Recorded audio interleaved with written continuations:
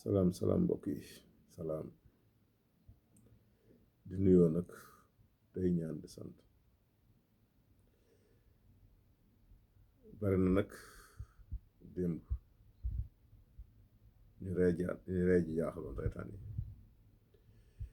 mais reetaan communication la jooy communication la reetaan communication la mer communication la communication mooy na communication dafa bari mais xam nga communication jooy ak bu ree bokkuñu ndax jooy moom naxar na si ginnaawam waaye reetaan mbégte bànneex na si ginnaawam li si ëpp bokk li si tegu mooy mbir dina toll foo xamante ni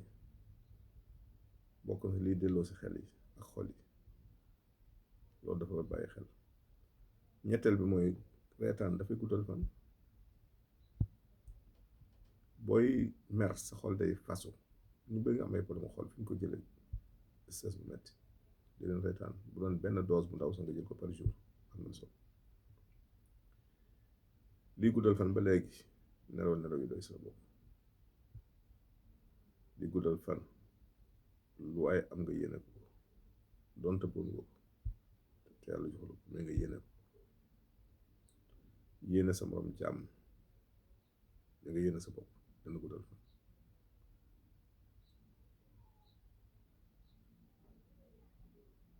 lii guddal fan ba léegi lekk heure si la bokk waxtu te tànn la ngay lekk excitant yi bañ si bari xorom bañ si bari suukar bañ si bari lii guddal fan yëngataay sa la bokk muy sport bu mën a doon nag même marche sport la dox lii guddal fan bari na de garab bi mu wax ñu daan wax lëng boo defal jëfandikoo lu bari day guddal fan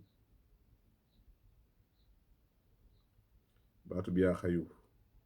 day guddal fan waaye yaa xayumu mooy dolli wërsëg mooy dolli xew mook laa ilaaha illa anta ñooyam laa ilaaha illa anta baatu istixfaar astaxfirullah day guddal fan waa day faray bàkkaar day gàttal fan baaxul kon lii guddal fan bari na ma leen di waar rek si ñuy yéenante jàmm